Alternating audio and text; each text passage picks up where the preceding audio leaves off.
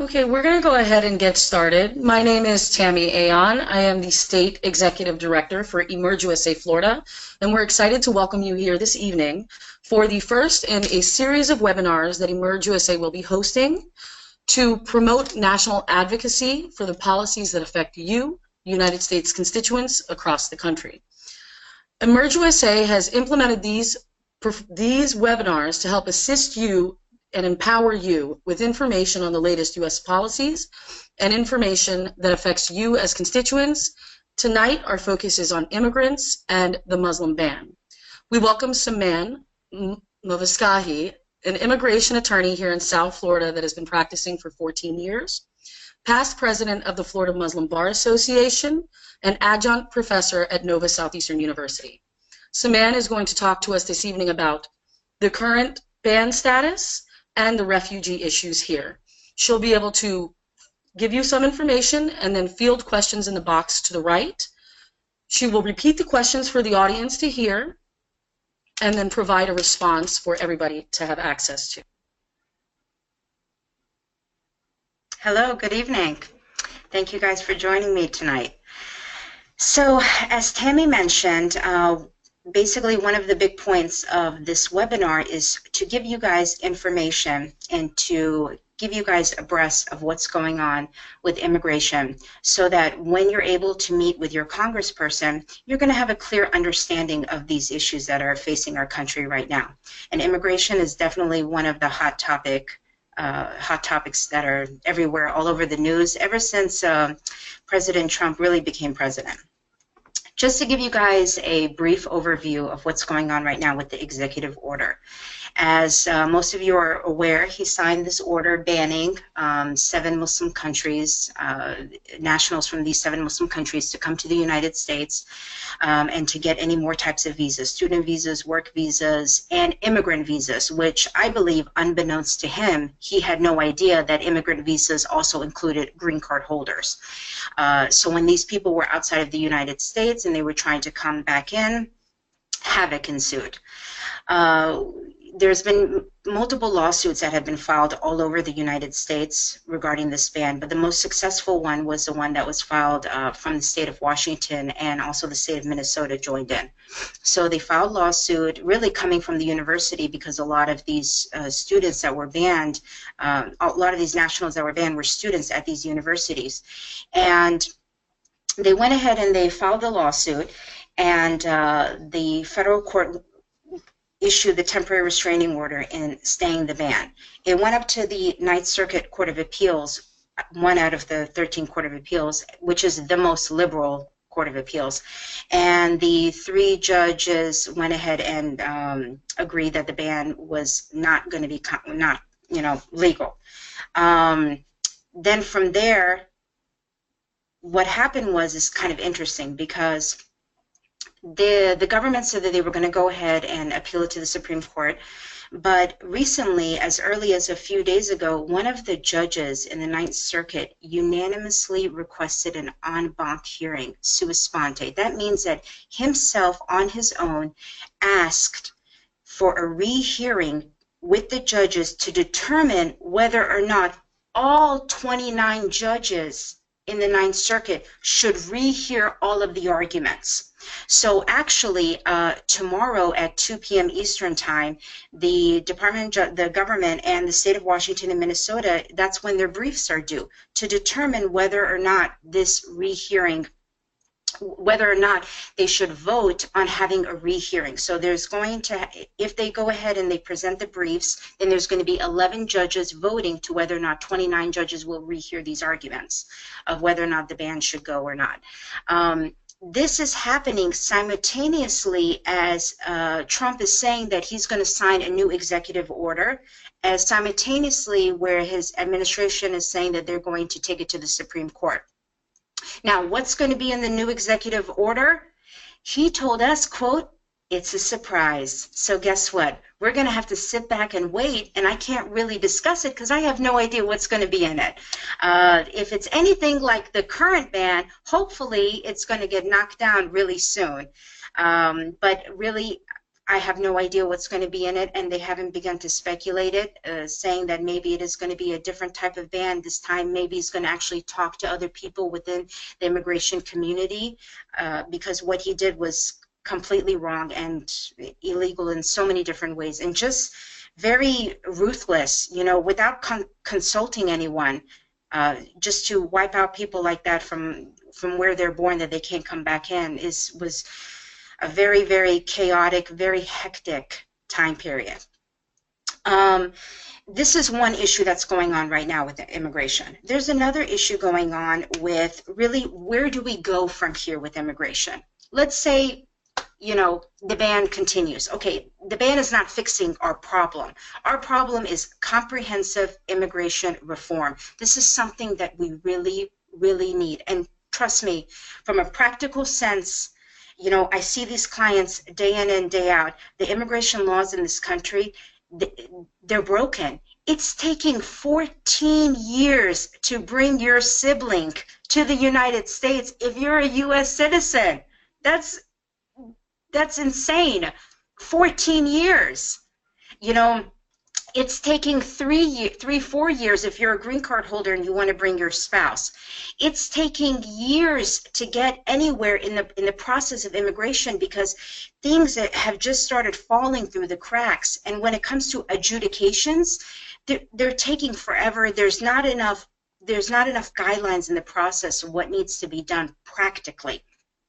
And this is something that's really important, because I can talk to you from a legal perspective why this should be this way or that shouldn't be this way. But from a practical perspective, when you go and you speak to your representative and you tell them, listen, I need, I'm supporting comprehensive immigration reform because it's just not right. It's not right that these things are taking too long.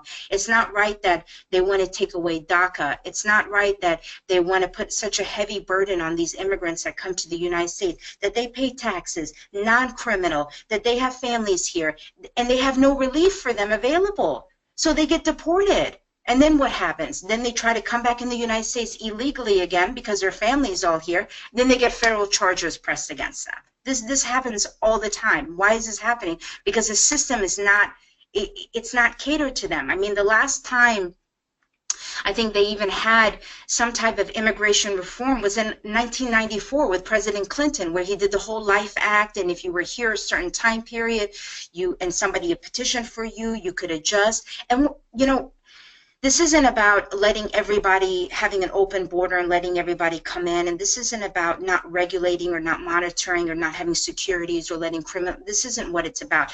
That's in place, even for DACA, for example, for children who come to the United States because their parents send them here because there's too much gang violence going on in Honduras, or there's too much crime going on in Nicaragua, and they send them here when they're 8, 7, 9, 10, 11 years old, okay? And they come here without with nothing, with whatever's on their back. They come here through Texas. And what happens to them? Their parents are over there. They're here. They weren't, they didn't have a decision in coming here, but they came here. And now they start assimilating. They start living in this life. They excel in school. They do, they finish high school. They get college. They want to get married. Well, guess what? They can't get a green card. You know why? Because they came here illegally. So what does DACA do? What DACA did was allow these children to get work permits, to make them, it's a deferred action. So basically they can't get deported, kind of like a protection status. But it wasn't giving them a green card. It's just allowing them to go ahead to get their work permit. They get their social. They can go to college. They can get a job. They can go on with their life. But it stopped right there. It didn't go further than that. Now Trump is saying that he wants to give an executive order to ban this. This isn't right. You can't have these millions of children and then take this away from them. And then on top of that, what about all of the other people? And let me tell you, DACA also has a specific clause in there for criminals. So if the argument comes back and says, well, we don't want criminals here, well, guess what? Nobody wants criminals here. Nobody wants to be neighbors with a criminal. Nobody wants a criminal act committed to them. So there's a mechanism in place for that, to weed out those criminals, but that's not who I'm talking about. And that's not, who we are talking about. We're talking about the people who come to the United States, who legitimately and genuinely want a better life for themselves and for their families. And I can honestly tell you, 90% of my clients, that's what they want. This is all they want, and they want the path to that. Now, I'm not, you know, unfortunately, if the laws were in a certain way, maybe we wouldn't have so much quote-unquote illegal immigration going on. But once this is changed, those terms are going to change with it too. I don't really like those terms anyways, but I think that it demonizes them. But it's a bigger picture here for this. I know that there's a lot of talk have been going on about the ICE raids that have been happening, but just to let you guys know, this has happened for many, many, many years. I mean, under President Obama, he did the same thing. Of course, things were quiet down. It wasn't so much, chaos going on around it. But this is something that has happened for many, many years, and it's good that we talk about this, and we talk about this with your representative, because really the way the system is set up, because Department of Homeland Secretary Kelly came out with a statement that was stating about 75 or 80%, I believe, of the people who were picked up were criminals. Okay, so it makes you feel good. Okay, criminals are getting picked up and they're going back to their country. Okay, but there is a mechanism in place that when somebody does commit a crime, when they're in probation or their sentence is finished, they are then transferred over they have what's called an ICE detainer on them. And then that's when immigration picks up takes custody of the individual and does removal proceedings with them. So I'm a little bit wary to see the 75 or 80% he was just randomly picking up that all had crimes. I would like to see the exact specific numbers on that, because I don't think all of, that it was in that magnitude of all of these illegal criminals walking around and doing these things. Another point to mention is that, at the end of the day, you have to be able to go out there and speak to your representative, which is what the point of this whole program is about, and really be able to share your story. Even during the campaign trail, when Trump would bring people that have been abused and victimized by illegal immigrants, if you will, who were criminals, he only got to those stories because there were people like you going to their congressperson and telling them, listen, this is what happened to me. This is what I need to advocate for. And it went up that chain. We have that same responsibility to go to our congressperson and tell them, listen, this is what we're standing for. This is why we believe in this comprehensive immigration reform. This is why we believe that, DACA should not be taken away. And this is why we believe that there should not be a ban, because of these stories that are affecting us, whether it be people who are coming here on student visas, people here who are here on temporary worker visas, people who've been here for 10, 15 years trying to establish themselves, and you know them, or they're affecting you, and you have to be able to express that to them and resonate your story with them so that it'll sink in, and they'll be able to share that story in defense of what these programs are for. Right now, there's a congressperson, his name is Congressman Cotton. I believe he's from Georgia or Arkansas, or one of those two states. Anyway, he's proposing that rather than basically splitting, in half the amount of visas that the United States government issues every year. So last year, for example, it was a little bit over 1 million. This year, he only wants to put 500,000 visas, immigrant visas, green card visas for these individuals. He wants to remove the ability for a United States citizen to apply for their parent. He wants to remove the ability for a United States citizen to apply for their sibling. Granted, it's taking 14 years, but at least you still have that option right now. He wants to remove low-skilled and unskilled workers. He wants to, reformat the H-1B process and get rid of completely the diversity visa lottery process, which brings in 50,000 immigrants every year selected throughout the world where they have low nationalities in the U.S. For example, diversity visa, you bring in people from Africa, Asia, etc. And he wants to chop up the refugee program to a maximum, I think, of only like 50,000 people. So he really wants to tight-lip the immigration process right now. And it is just not in the benefit of the United States government. It is so difficult for employers to find low-skilled workers. It is unbelievably hard. And if you take my word for it, when I have company clients or employer clients looking for low-skilled jobs, it's just really hard. To say that you want to get rid of, cut, the visa numbers in half from 1 million to 500,000, it's going to create such a massive backlog. Because if you're already having 1 million people get visas and you're going to chop it down to half, imagine all those people who are already in the pipeline. So this is called RAISE. That is the name of his bill that he's proposing. And this is some information for you. So when you go and you speak to them, you're able to discuss it and be aware of what they're going on. The last, comprehensive immigration reform bill that was introduced was in 2013. And that was from, that was almost 4 years ago, believe it or not, but that was the last one. And that one had to do with more of changing a little bit to more of a merit base, getting, people here who have higher education, higher training, higher work to come in. So it wasn't, it was more like a point-based system, like what they do in Canada or whatnot.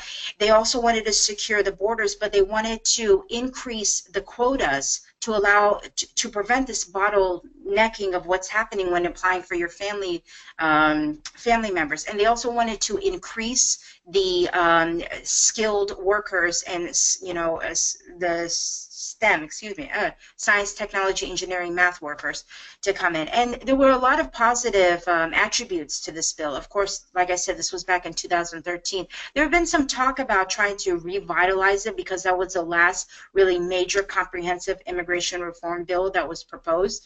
But other than that one and the one that's going on right now where the Congressperson Cotton raised, these are the only two that I'm really familiar that's really going on right now. We do this in order to give you guys information of what's happening, and I really want to go ahead and open it up to some questions to see if anybody has anything specific or anything that I can help them with. So if anybody has any questions, I'd be more than happy to answer. So thank you, Saman, for that really comprehensive explanation of what's happening here in the United States and these two bills that really need to be addressed. If you look to the right of your screen, you will see a box that gives you the opportunity to ask questions. Saman is going to go ahead and read those questions out loud so that every individual that is participating in the webinar has an opportunity to understand and hear the questions as well as the answers. She will be keeping her responses brief to allow the opportunity for as many questions as possible throughout the webinar.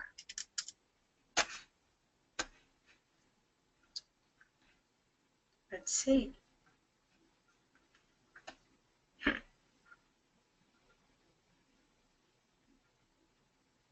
No one has any questions? It's immigration. It's very, very, intense. So I know if anybody has anything, whether it's specific to something that you're dealing with or just something in general, I'd be more than happy to answer. So, Saman, Radwan Chaudhry asks, I have a question for you. If someone is detained at the airport and he's a green card holder, what are their rights? And if the immigration officer asks them to sign a form, can they refuse? And if so, what are the consequences? Okay, well, that's a great question. So I've been getting that question a lot. I actually went to the port for a green card holder that was detained when all of this was happening.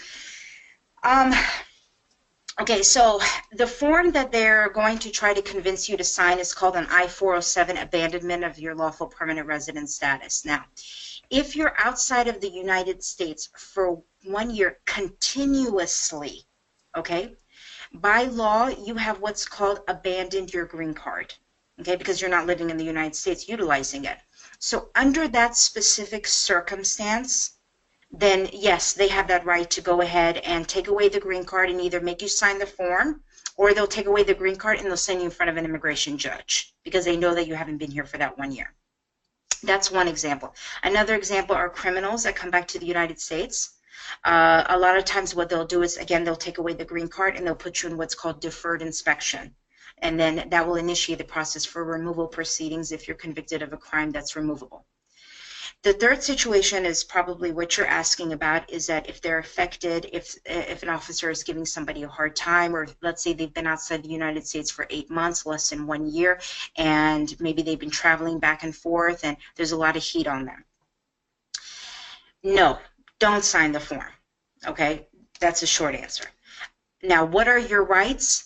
Really, your rights are actually, I wouldn't say very limited, but they're not that great, okay? You have the right to be treated humanely, professionally, courteously, okay?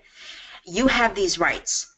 You have the right to be asked questions regarding your trips, and you answer them accordingly. Where are you doing, where are you going, where are you working, this and that. But if they start asking you inappropriate questions or questions outside of the scope of what you're doing, maybe what your religion is, who do you associate with, or, do you practice your religion, or these types of questions, then you should politely ask to speak to a supervisor and work it up that chain. That's what really you should do. If they start putting the pressure on you to sign the form, you can just respectfully decline and ask to speak to somebody in higher authority. Because when you get to that point, when you go up to that chain, you come in contact with people who are a little bit more savvy in their job, and they have a little bit more, job security in what they need to be taken care of. And they will typically handle themselves in a much more professional manner.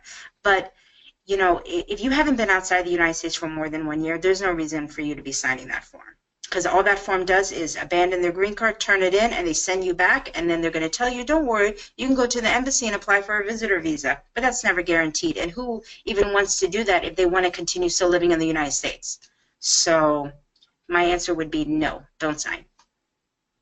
Okay, and second question was from Jamie Lay, and he asked, was it 50,000 refugees this year? And what was the name of the senator who was advocating for these cuts?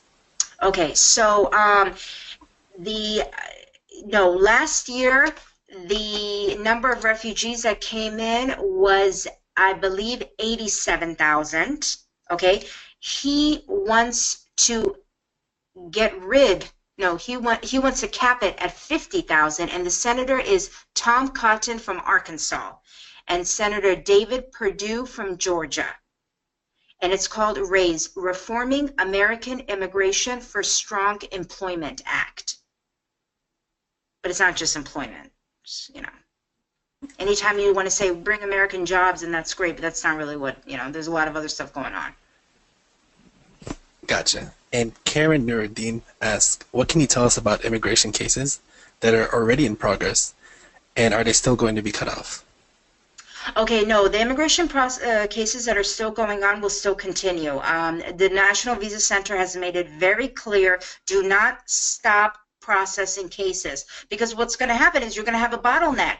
If everybody's freaking out and nobody wants to pay their NVC fees and nobody wants to go online and fill out the forms and submit the documents because they're scared, and then when they feel comfortable enough, everybody else is going to do it, you're going to have a jam. So please continue with whatever processes that you're going through, whether it's family petitions or embassy petitions, because these cases are still being adjudicated. Okay, and Michelle asked a good question. So she asked, what are we supposed to do? Just talk to Congress about reform? How do we actually fight this Muslim ban? Sure. Well, I think Tammy can definitely pick up on that one from her, perspective, but in a nutshell, yes. I mean, that's really what it is. Through the district days that they are coordinating, it allows you the opportunity to go and speak to your congressperson. You yourself are going to have to be prepared for this, and Tammy will walk you through this whenever you guys decide to make these appointments and provide these talking points for you, because it's hard to talk to you're going to have to be passionate about. This is something that's really important. This is a human issue. This isn't just an immigrant issue or a non-immigrant. I mean, we are a country of immigrants. You can't escape this. There isn't anybody who is not affiliated or connected with somebody who hasn't came here, within the last 50 years. So this is something that's really going to have to, you know, be able to express it in a way that what they're saying, right, you know, in terms of immigrants taking people's jobs or criminals just running around and raping people. I mean, this is how they portray it on the media, like every illegal immigrant is just out to get you, and that's just not true. That's just not true at all. These people have homes, they have families, they have kids, and let me tell you, they pay a lot of taxes. I got so many clients walking in here begging, saying that's all we want to do. We want to contribute to this country. We just want to pay our taxes, and that's it. You know, there's a lot of positive that they're bringing to the United States, and this needs to be expressed to them, because for all these hate calls that these Congress people are getting, saying that I got this immigrant and he's taken my cousin's job and I don't know how to report. No, that's not it at all. Or I got so-and-so, you know, here who's making ruckus and they need to send him back to their country. And they have the time and they have the energy and the effort to go and to talk to these people, and they drive these Congress people crazy.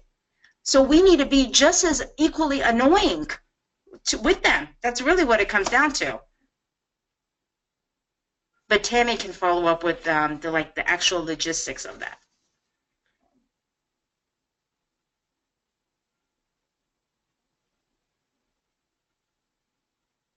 All right. And next question is from Sarah. When is the new executive order going to be signed? And in related to this question, Carlos also asks, when is the White House working on presenting a new Muslim ban bill?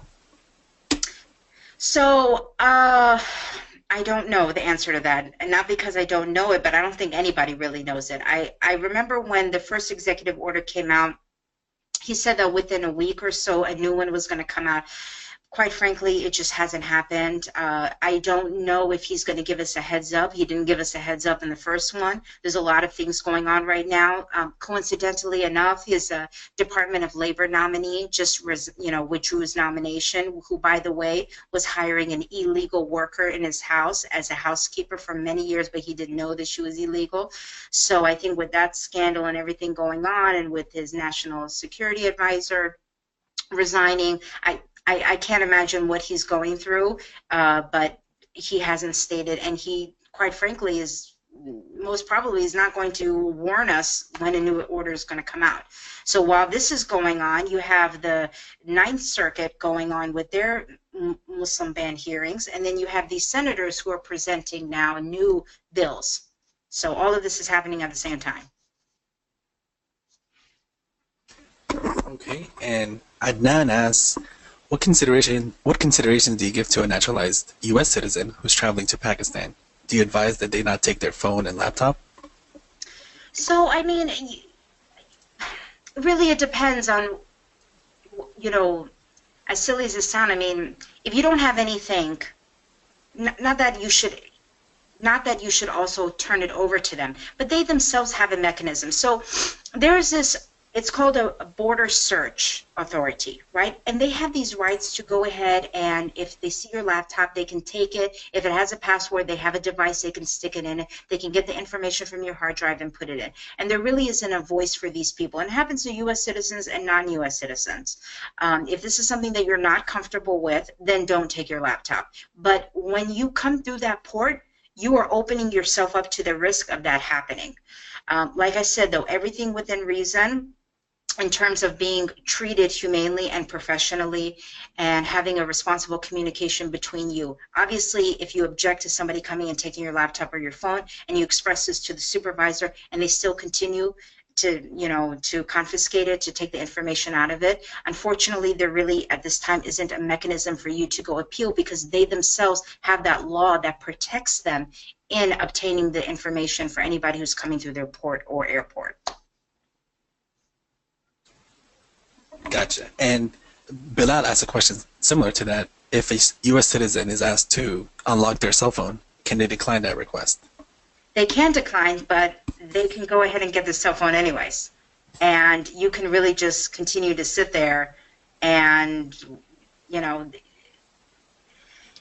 not that they can detain you indefinitely, but they have those powers it's really expressed to them, and this isn't something where the Constitution kicks in and you're like, I got my rights and this is violated. No, it's a whole nother world. When you step through those doors, you're on their turf. And as long as you're being treated in a respectful, professional manner, there is an element of cooperation that is complied to with them. And I'm sorry if I'm mispronouncing this, but ITSE asks, can undocumented or green card holders speak to their representatives? Oh, that's a good question. Tammy would probably be able to pick up on that one. I do know that they ask for biographic information. I don't know if they ask for your actual citizen status. Tammy, do you know?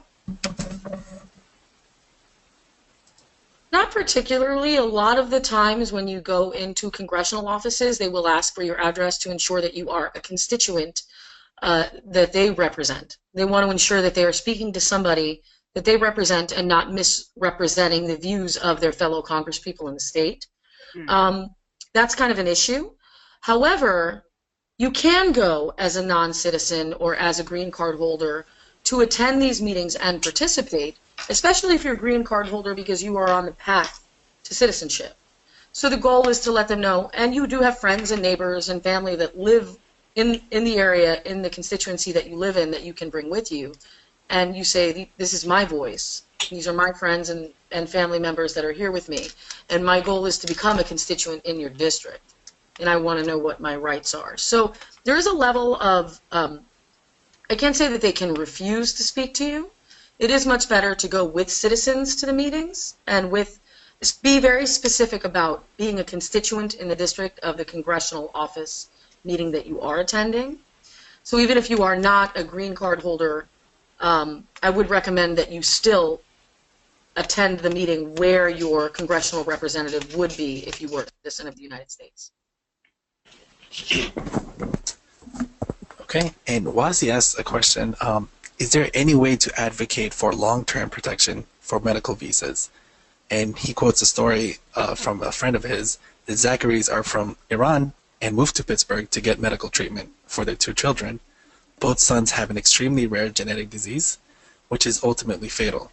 The only country in the world that has available treatment is in the US. The Zacharys currently have visitor visas, so their sons can participate in a trial program. I believe those visas are at risk due to recent executive orders. Also, they have to pay quite a bit of money to frequently renew their visas. Jennifer, a pro bono lawyer, is petitioning Senator Casey to introduce a bill that would help the Zacharys and are similarly situated families. How do you advise them? Yeah, that's exactly what I was going to say, is that you're going to have to get a congressperson involved in this. Like that would be the most specific situation for that type of scenario. You would have to get government involved for this. Because right now there's humanitarian visas, and there's like reinstatement for humanitarian reasons, and you can extend your visitor visa showing medical conditions and whatnot. But for that specific scenario, you definitely have to have the backing of a congressperson to get that done. Okay. And another question from Afshan. We have a friend who is an American citizen. His wife is a Canadian citizen of Sudanese origin, who is currently stranded in Toronto because she was not allowed to cross the border with her visit visa, which she has done multiple times for a few years. They have initiated the immigration process. In the current environment, what is the probability of his wife and children being able to enter the U.S. and stay legally and obtain a green card through the spouse route? So he's a U.S. citizen and she's a Canadian passport holder? Yes, he's an American citizen and she's a Canadian citizen of Sudanese origin, which is one of the countries in the ban. Yes, so it falls under that dual nationality, but as of right now, the dual nationality, it is a dual national, but because she's Canadian, it's not going to affect her. And because the ban is at stay, she should still be allowed to, the petition process should still be able to continue. he would go ahead and go through the mechanism to file the alien relative petition, and then through the embassy, and she would go to Montreal to pick up her green card to come to the U.S. Now, in terms of her being turned away in the border for a visitor, for a visit, Canadians don't have visitor visas. They're allowed to just come in, but they can't stay for more than 6 months. When the visit is different because either she was turned away because of the ban, because then that would be a problem, versus being turned away because of discretionary reasons. So those two are different. She can't be turned away just because she's from the Sudan, I'm sorry? She's Canadian citizen of Sudanese origin, Okay. yeah. She wouldn't be able to be turned away because she was from Sudan, but if at the border they thought that she was actually living in the United States, then that would be reason that they would turn her away. Aside from all of that, her husband, who's a United States citizen, should still be able to continue the process for her to get her permanent residency. Okay. And Adina asks, if we have an expired green card, should applying to renew our green card or for citizenship be an issue? And how important is it to renew an expired green card?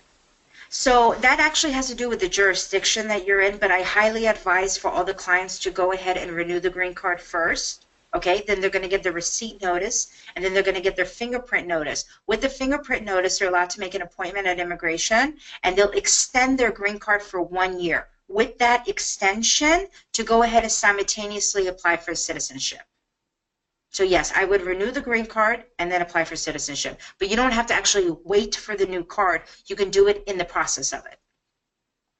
Okay, and this is the last question that's available right now. Etsy asks, how and where can I get a power of attorney for my children if I were to get detained by immigration?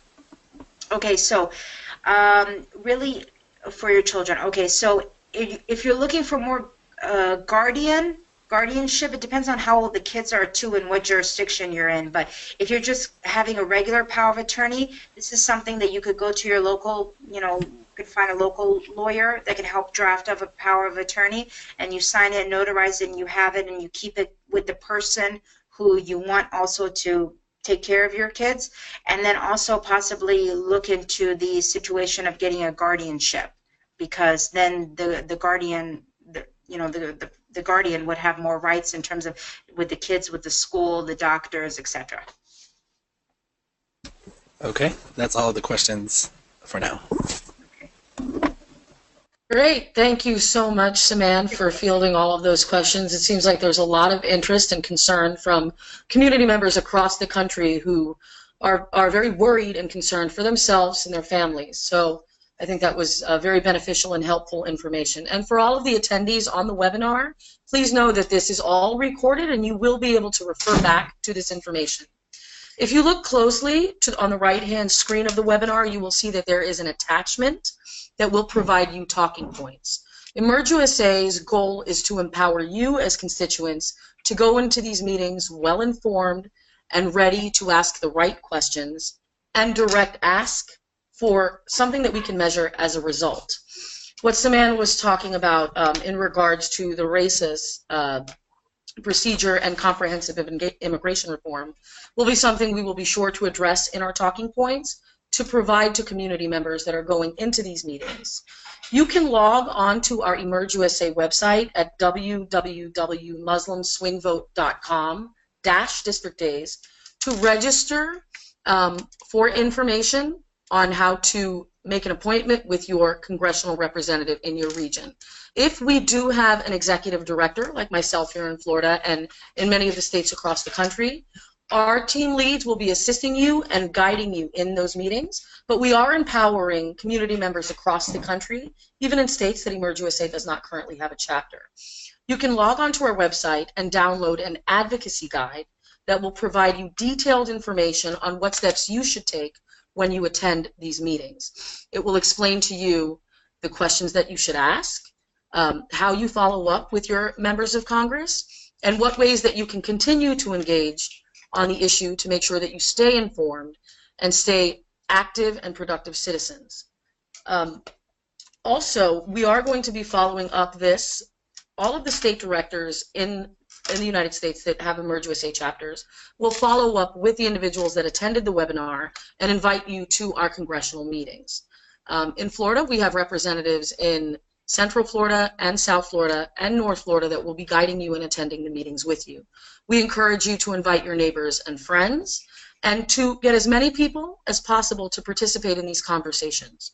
The goal is to allow, like Saman said, the goal is to make as much noise as possible so that Congress knows that we are serious and we are concerned and we are here to make a difference. We hope that this information was helpful, and I look forward to providing you more information in these series of webinars as we continue our 100 days of advocacy across the U.S. Thank you for participating in the webinar. Thank you. And I think we could take another round of questions before we sign off, so feel free to ask any questions. Actually, there's one right now from Medina, and she asks, we've heard supporters of the executive order and Trump himself often mention how we don't want what's happening in Europe to happen here. I believe referring to the refugees just coming into countries by walking through their borders. Being separated by an ocean, this is obviously not an issue for the U.S., but they refer to it anyway. What other response can we give for those who are convinced that immigrants, refugees, terrorists are just walking into the United States? Well, the fact of the matter is that it takes 18 to 24 months for security check for these refugees to come to the United States. This is a fact, okay? The vetting process for background checks is incredibly intense. You know, for you, if you're a refugee, you have to go to the UN refugee camp, right? And you have to share with them your story. And then they have to determine whether or not you are going to go to the next stage to be assigned a country. Then they give you like a list of countries. I believe you have the top 3. And then the United States have to say, okay, fine, we're going to go ahead and examine them, see if they're going to be able to, you know, their story's credible enough that we'll take them in as a refugee. While this is going on, there's name check, there's background check, there's FBI check, there's all of these, all of these security measures are going on. There isn't a refugee crisis in the United States, and I think the numbers explain, you know, say it all. If there's only 80,000 refugees that came to the United States last year, we do not have a refugee crisis in this country. What we do have is people who need to come to this country. They've either helped the United States government through Syria or through a translator or whatnot, and we need to now give it back to them and take care of them what the situation is. There's so much stuff going on in this world, and we have an obligation as the greatest country in the world to help take care of these people also. But at the same time, yes, we're doing our security check, we're doing our background check to making sure that these are the right, that, you know, these people are who they are, and that they're not criminals. But the geographic position of Europe is very different than the United States. You know, you had those people running, going through all different types of countries, like literally walking from one country to another. You know, what we have here obviously is a lot, you know, not comparing the situation, but what we do have is people who are coming from south of the border coming to the United States. And a lot of them are children, and a lot of them are from Central and South America. And they too are leaving a really, really bad, you know, situation. Nobody wants to walk hundreds of miles in the desert to go from one country to another country and not know that language. I mean, just think of it practically. So if you're going to do that, that means things are really, really bad where you're coming from. And we need a mechanism for this. We just can't build a wall and shut them out and say, you know what, that's your problem, we're not going to deal with it. No, we've never been like that. That's why we've been such a successful country. So I hope that answered your question. Sorry, just went off there. All right. And Adnan asks, do you practice immigration law and take clients? If so, how can we contact you? Oh, yeah, that's all I do. I can give you my email address. It's S-A-M-A-N, Saman, at FL, and then the hyphen sign, ILC.com. So it's Saman at FL-ILC.com. You shoot me an email. I have an office in Miami Lakes, a satellite office in Miramar, but I have clients all over the United States, because immigration is federal. And also on my Facebook, you can follow me at Florida Immigration Law Council. Okay, and Jamie Lee asks, I've heard pieces on NPR about the vetting system we already have in place, plus credible news sources reporting on the same thing.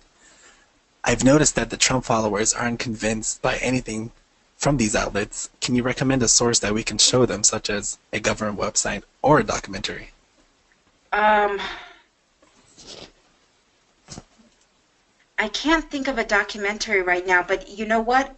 I know that there is a website that explains this process, and I can't think of it off the top of my head right now, but this is something that we can definitely, and I can send it to Tammy, and she can send it out to you guys. But there is a specific mechanism in place. I mean, to be a refugee, it's not just something. First of all, I believe the UN refugee camps, for example, in the Middle East, the only one is in Turkey, and I think there's one in Pakistan.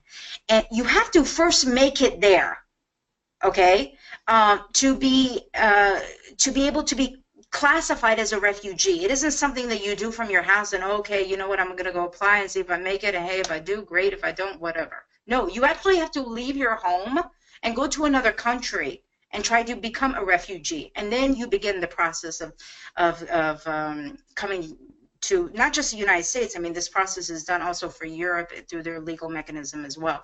But I'll see if I can find the website or go back to it and then send it to her. Just send it out. Okay, and this is a question to both you and Tammy.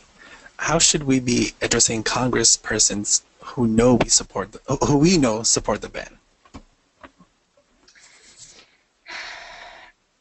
You know, you really kind of maybe have to take it down in a more of a human level, because, you know, this ban is premised, for whoever's read this ban, first of all, it's 6 pages, and it starts off with 9/11, right? And about 9/11, the terrorist attack, and then it just jumps to these, you know, 6 random countries that doesn't have anything to do, or, you know, didn't supply the people who came and attacked us on 9/11. And their counter argument to that is, well, Obama put him on a list and we just took him from Obama. Okay, what Obama did was nothing compared to preventing people from a specific country entering the United States. What he did was tighten up the security, but he didn't say, no, people can't come here from the United States from these countries.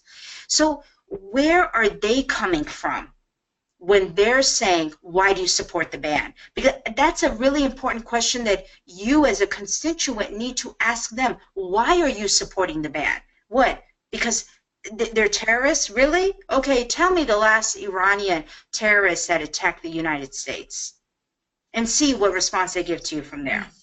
Because there's so many that, there's a whole list of them that I can give you that go to the top Ivy League schools in the United States, that have the, you know, that work for the top tech companies in the United States, that just are productive members of the society. And these are the people that you are affecting, not who in your head you think that you want to affect. It's not about, you know, it's your perception, and then there's reality. And I don't think that they're in a reality state at all. So I think that if you talk to them from a little bit more of a, you know, human perspective of why this is just not correct, because I know it gets very overwhelming to talk to somebody legally. Well, yeah, legally you're violating this clause, legally you can't do this because of this, but, you know, you guys aren't attorneys.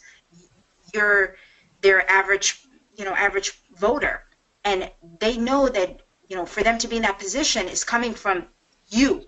So you have to talk to them like an average voter. Well, I don't agree with this because of A, B, and C. Why do you agree with this? And then they're going to have to break it down, because they're not immigration lawyers either. So they can't come back at you with anything, you know, about any regulation or whatnot. Go ahead. And I think that one of the things, Emerge USA aims to empower you with very specific policy positions to discuss. So through this webinar and through the policy position papers that you'll be able to download and take with you into those meetings, you can have very direct conversations with facts and information. And like Saman said, keeping the conversation, this is not about a specific country. This is not about a specific religion. This is a humanitarian crisis that we need to address, and this is a humanitarian issue. And my Mexican brothers and sisters, my Muslim brothers and sisters, my fellow Americans have an obligation and responsibility to protect one another across the globe. So I think going into those meetings and speaking to them, like Saman was saying, from a human perspective, but the goal is when you are speaking with opposition individuals is to keep to facts. So you try to keep your conversations in those congressional meetings less, to keep to the facts. As they come at you with misinformation, you come back to them and explain things like Saman is saying about show me the last Iranian terrorist in this country. So you really have to make sure that your rebuttal is comprehensive and cohesive. And if you have a state director from Emerge USA that is attending those meetings with you, or one of our regional directors, those individuals will help guide you through those conversations. And if you are concerned or have any issues with some of the Congress people in your states that may be a real advocate and real supporter of Trump and supporter of the ban, then you can reach out to us via email and we can give you some really direct responses to that individual congressman. The goal with this is also, as you go into those meetings, you're providing a face for the Muslim community, for the immigrant community, to these Congress people, so that these are not numbers to them. We are people. We are constituents that live in your district. We're business owners, we're attorneys, we're doctors, we're teachers, we're mothers, we're students, and we have the right to our civil liberty. We have constitutional rights and civil liberties like everybody else that have a right to be protected. We have to remind them that we are as American as any of their other constituents, and we're there to protect those rights. So continuing to reiterate those comments and then following up with letters and writing to letters to the editor and making sure that you're writing blogs and posting on your Facebook and creating your own dialogue to drown out the noise from supporters of these hateful policies.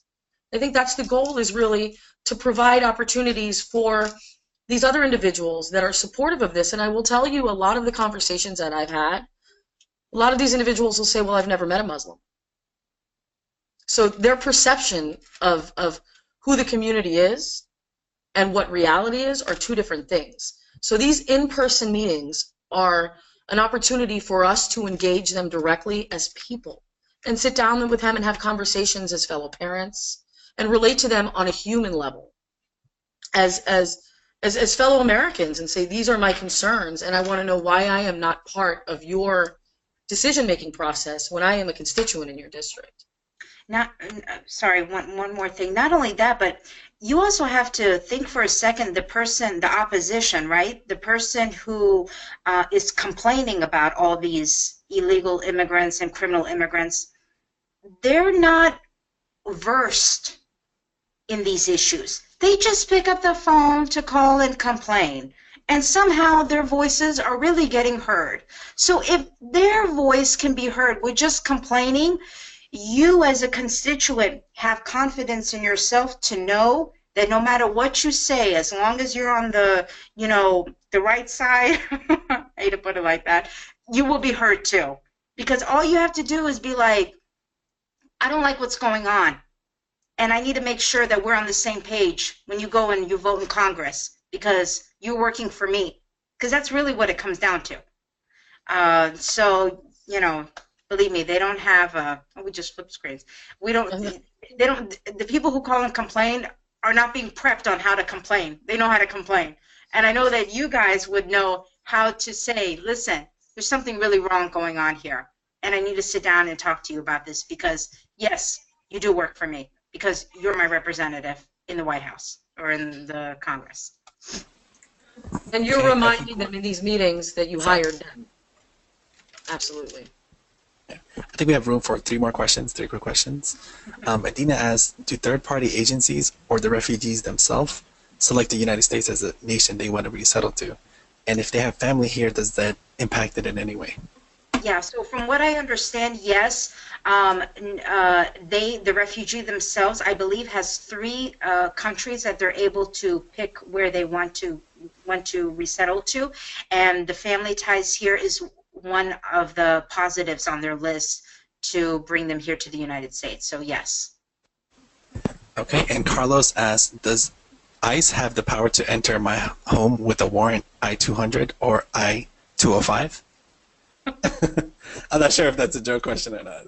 I don't know. Does ICE have a warrant have the power to enter have my the home? power to come to my house? So it's nice to go ahead and speak to them and tell them, listen, you can't come in without an attorney, or I don't want to talk to you if I'm not represented by you. And then at some point they can review your Miranda rights and then detain you, and then you're going to have to go and get an attorney and then, continue that way. So, but for ICE to come in and knock on your door and then you tell them, I don't want to speak to you without my lawyer, I'm sure they're going to find a way to do it. I'm not saying that it's right or not right, but they will find a way to go ahead and speak to you whatever issue that they need to come and talk to you about. Okay, and the last question is, what's the best thing to tell allied organizations and allied countries on what to do? Is there anything you suggest them to do that we can't do and related to this immigration ban? Well, so I mean, I'm not versed in other countries' immigration laws, so I have very, very limited knowledge of it. But I can tell you that some countries have much stricter immigration laws than the United States, and some of them have more lenient immigration laws than the United States. It really depends on what the situation is and what the fact pattern is as far as why they're immigrating. I mean, as we've heard, Canada's pretty open. They've now started cracking down, but they always had the reputation of being very open door policy when it comes to immigration. So, everybody right now, all eyes are on the U.S. and they want to see what we're going to do. And really, we've never been a country to take advice from other people. I mean, other countries, I can't really think of examples right now where we would turn to them to format the same policies that they're doing in their country, and then all of a sudden we want to do it. On the contrary, our policies are completely different than everybody else's, from healthcare to criminal justice to immigration. So, at this point, I don't think that there's really much that any other ally or any other country has. I mean, I think Trump was arguing with the Australian Prime Minister like 2 weeks ago. I mean, where does that leave us? I don't know. We're just taking things day by day here, day by day.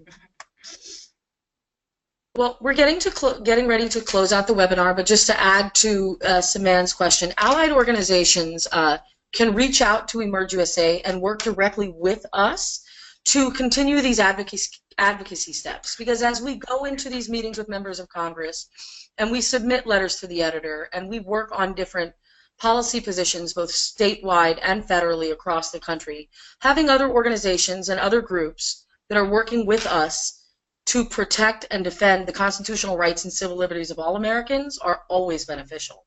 So you can reach out to Emerge USA and partner with us on a lot of our initiatives, disseminate our information, and attend meetings with us so that as we walk into those meetings, we're walking in a united front. We're I'm closing so up. sorry. I thought you said ally, like allied countries. Oh, no, allied organizations and allied Sorry, countries. no, I thought, no wonder, probably my answer made absolutely no sense. My apologies. That's okay.